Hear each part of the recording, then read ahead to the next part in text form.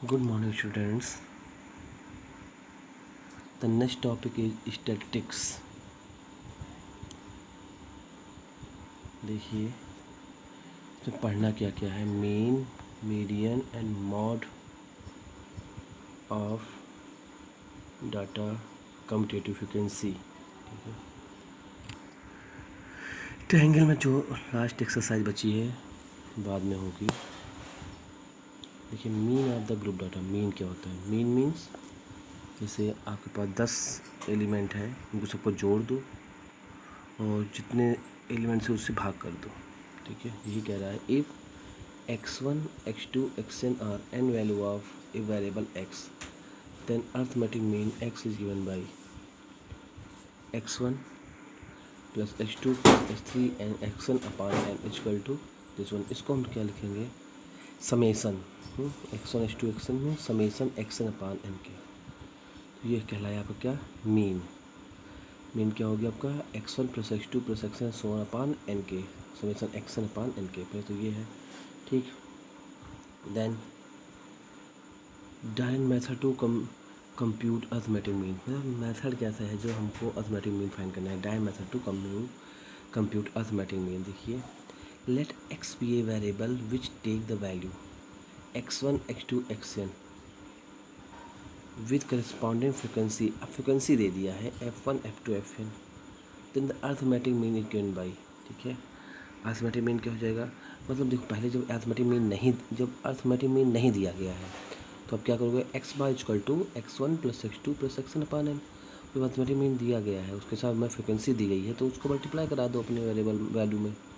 f1 x1 plus f2 x2 plus fn xn upon f1 plus f2 plus fn। तो अब इसको हम summation में क्या लिख देंगे? ये summation F I X I upon N, I equal to 1 से n। ठीक है, f1 plus f2 plus fn आया तो उसे हमने कैपिटल n लिख दिया। ये हो गया F I X I equal to 1 f1 x1 plus f2 x2 and so on. ठीक है, तो ये एक आपको ये फॉर्मूला बना जाके। ठीक है, देखो हिंदी मीडियम वालों को दिक्कत हो रही है इंग्लिश मीडियम में, तो हम आपको बता देते हैं। हम सांख्यिक चैप्टर पढ़ाने जा रहे हैं आपको। आप ध्यान देखिए, इंग्लिश मीडियम आप देखिए, आपको और समझ में आ जाएगा।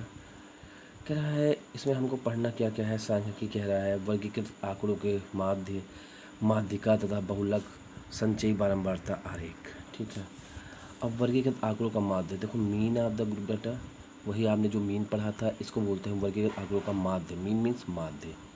कह रहा माना x1 x2 xn एक चर n मान है, इसका समांतर माध्य i है। हमने अर्थमेटिक मीन कहा था, यहाँ पर ये हो गया आपका समांतर माध्य। तो x बार इक्वल टू वही formula x1 plus x2 plus xn upon n के, समेसन xi अपॉन n। ठीक, इसी तरह आप निकालोगे समांतर माध्य ज्ञात करने की प्रत्यक्ष विधि। मीन्स इसे बोलते हैं direct method to compute arithmetic mean. इसे बोलते हैं हिंदी में समांतर माध्य ज्ञात करने की प्रत्यक्ष विधि। दो विधियाँ होती हैं। ठीक है, माना x एक चर राशि है जिसके मान x1 x2 xn है। संगत बारंबारता। अब देखो हम फ्रिक्वेंसी को बोलते हैं हिंदी में बारंबारता। सुनते रहो, फ्रिक्वेंसी को बोलते हैं बारंबारता। f1 f2 में कितनी बार कौन आया है, बारंबारता में बार बार आना, f1 f2 fn। तब समांतर माध्य बराबर हो जाएगा f1 x1 plus f2 x2 plus fn fn upon f1 plus f2 and so on fn के। x bar equal to summation F I X I upon N के। ये फॉर्मूला आपका बन गया। देखो वर्किंग कह रहा है कैसे आपको वर्किंग करनी है। पहला सबसे स्टेप में क्या है? प्रत्यक्ष विधि द्वारा वर्गीकृत आंकड़ों को समांतर करने के निम्न चरणों का उपयोग करें। तो प्रत्यक्ष विधि से आप कैसे समांतर माध्य ज्ञात करोगे? पहला स्टेप, एक बारंबारता तालिका इस तरह के बनाएं कि पहले स्तंभ में चर xi के मान तथा दूसरे स्तंभ में बारंबारता के मान हो। कह रहे हैं एक में क्या हो? पहले स्तंभ में चर xi के मान हो, दूसरे स्तंभ में दूसरे कॉलम में क्या हो? fi के मान हो। xi व xi के संगत मानों को गुणा करके तीसरा स्तंभ बनाए। अब फिर क्या करना है? xi और fi को गुणा कर दो। ठीक है, तीसरा स्तंभ बन जाएगा। चरण 2 मतलब दूसरा स्टेप जो था में प्राप्त सभी मानों का योग। अब यहाँ जो हमारा xi और fi गुणा किया उसको हम समेसन कर लें। चरण 2 में जो हम उसको हमें योग कर लो। चरण 2 में प्राप्त सभी मानों का योग करके सिग्मा fi xi ज्ञात कीजिए। फिर देखो चौथा फॉर्मूला, सिग्मा fi बराबर fi क्या हो जाएगा? f1 f2 fn को जोड़ लो। मतलब fi जो हमने लिखा था जो हमारे कॉलम में था उसको जोड़ लिया। देन लास्ट स्टेप क्या होगा? समांतर में ज्ञात करने के लिए इस सूत्र का उपयोग करें, समेसन FI अपान कैपिटल N के। अब तो आज समझ में आया ना हिंदी वालों? हाँ, क्योंकि मुझे समझ में सुनने में आया कि आपको इंग्लिश समझ में नहीं आता है। वो समझ में नहीं आता, आपको क्या समझ में नहीं आता है? क्योंकि वही चीज़ें लिखी हैं। मानते समांतर माध्य हैं तो अर्थमेटिक मीन कहते हैं, हम बारंबारता है तो हम उसको फ्रिक्वेंसी बोलते हैं, एंड सांख्यिकी है तो स्टैटिस्टिक्स बोलते हैं। तो ये तो कॉमन चीज़ें हैं, आपको आना चाहिए। चलिए ठीक है, चलिए वर्किंग प्रोसेस इंग्लिश वाले भी नोट कर लेंगे। To find the arithmetic mean group data by direct method use the following step करा है। यहाँ पर आपको अर्थमेटिक समांतर माध्य निकालना है ग्रुप डाटा में प्रत्यक्ष विधि द्वारा, डायरेक्ट मेथड में प्रत्यक्ष विधि द्वारा ग्रुप डाटा का। ठीक है, पहले कह रहा है मेक ए फ्रिक्वेंसी टेबल। पहले हम एक टेबल बनाएंगे, make a frequency table such that first column consist value of XI। ठीक है, पहले कॉलम में वैल्यू किसकी होगी? XI की। And second column consist frequency FI। ठीक है, मतलब कहने का है आपने पहले ए में XI का मान रख लिया, दूसरे में फ्रिक्वेंसी FI का मान रख लिया। ठीक है, फिर क्या operand third column by multiplying XI and FI। क्या तीसरा कॉलम कैसे मिलेगा? हम XI और FI को मल्टीप्लाई कर दें। ठीक, कोई दिक्कत नहीं। चलो अगले स्टेप में आओ।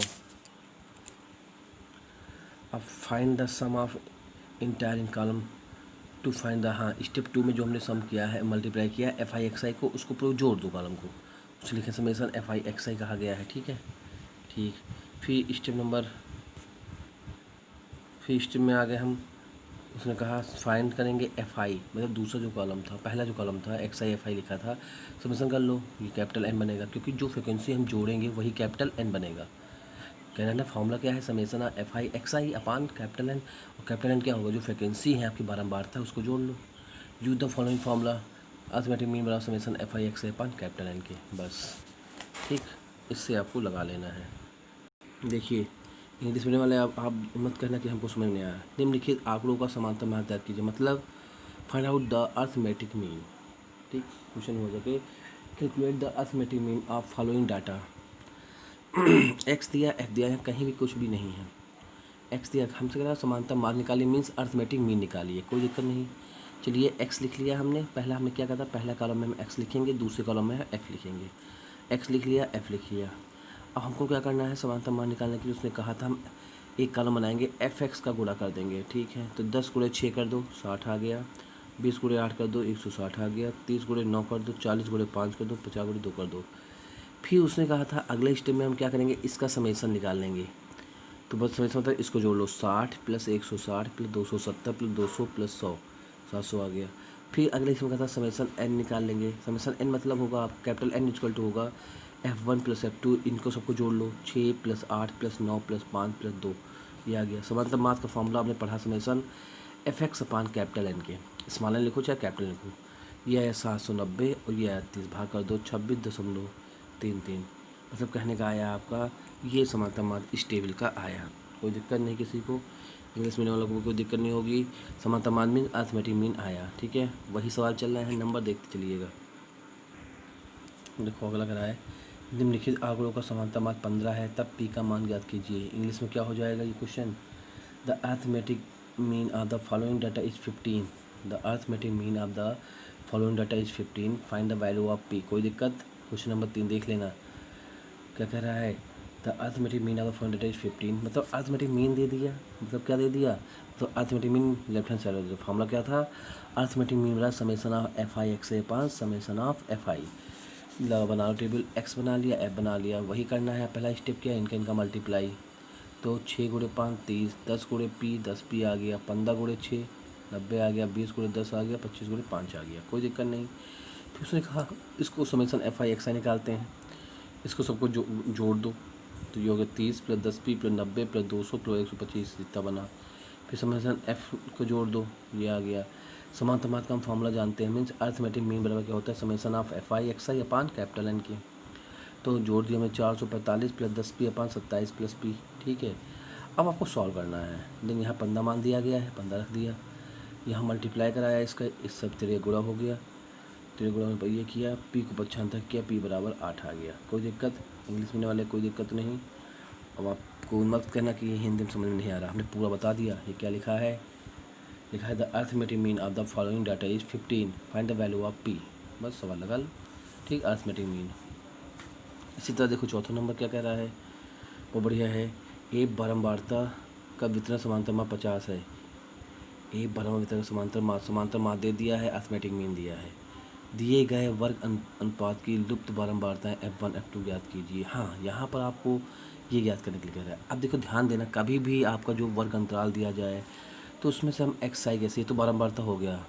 देखो जो ये वर्ग अंतराल दिया गया है 0 से 20, 20 से 40, 40 से 60, 60 से 80, 80 से 100, तुम्हारा यहाँ लिखा है क्लास इंटरवल। ठीक है, तो ये कह रहा है आपका समांतर मान दिया गया है, तो find out the value of frequency F1 and F2। ठीक है, unknown frequency F1 and F2। ठीक है, ध्यान देना, जब हम टेबल बनाएंगे तो सबसे पहले लिखोगे क्या, क्लास इंटरवल मीन्स वर्ग अंतराल, फिर हाँ मध्यमान x लिखते हैं, मीन तुम लिखोगे mean mid value of XI। ठीक है, जब कभी ऐसे दिया जाए 0 से 20, 20 से, आप इसमें एक वैल्यू नहीं ले पा रहे हैं तो आप क्या करेंगे, हम एक अलग डाटा टेबल बनाएंगे, उसको हम लिखेंगे ये वर्ग अंतराल बना लोगे, फिर हम बनाएंगे बारंबारता। ठीक, फिर हम क्या बनाएंगे, बारंबार मध्यमान को इंग्लिश बोलेंगे हम, क्या बोलोगे, मिड वैल्यू ऑफ XI।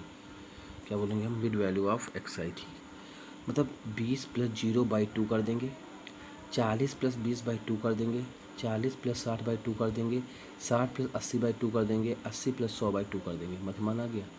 बारंबारता तो दी गई है, वही लिख लेंगे, 17 F1, 32 F2 एंड 19। वही गुणा FI × XI, 10 × 17, 30 × F1, 50 × 32, 70 × F2 और 90 × 19। ये आ गया आपका वही समेसन FI XI जोड़ देंगे, ये बन गया। बारंबारता का जोड़ दो, ये बन गया। अब समेसन F दिया गया है ना, कह रहा है ना समांतर माध्य दिया गया है। समांतर माध्य क्या था, 120, 120 नहीं दिया गया है, हाँ बारंबारता का योग आपको 120 दिया गया है। यहाँ पर 120 दिया गया है, तो 120 बराबर किसके हो गया, देखो 120 ही दिया गया है, जोड़ के रखा ना। ये हो गया 68 + F1 F2 की एक इक्वेशन, ये बन गया। ठीक, 68 + F1 F2 = 120, तो F1 + F2 = 120 - 68 के, तो F1 + F2 = 52 आ गया। देन अर्थमेटिक मीन बराबर समेसन F1 X1 अपान सिग्मा FI वैल्यू रखा, ये आया 3400 + F1 F2 अपान 20, ये 50 दिया गया है, 1 दिया गया है, सॉल्व किया गया, सॉल्व कर लो पूरा, ये बन गया। अब एक इक्वेशन यहाँ बन गया, देखो ये सॉल्व किया तो 252 + 3F1 + 7F2। ठीक है, मैं अब इक्वेशन फर्स्ट और 2 को मैं सॉल्व कर लिया, F1 और F2 को मान निकाल आया, ये करना है। ठीक है, क्वेश्चन नंबर, यही काम हमने किया है। The arithmetic mean of frequency is 50, find the value of unknown frequency F1 F2। ठीक है, पूरा वही सवाल हमने जो आपको समझाया वैसे करना है। ठीक, कर लो, लगा लेना।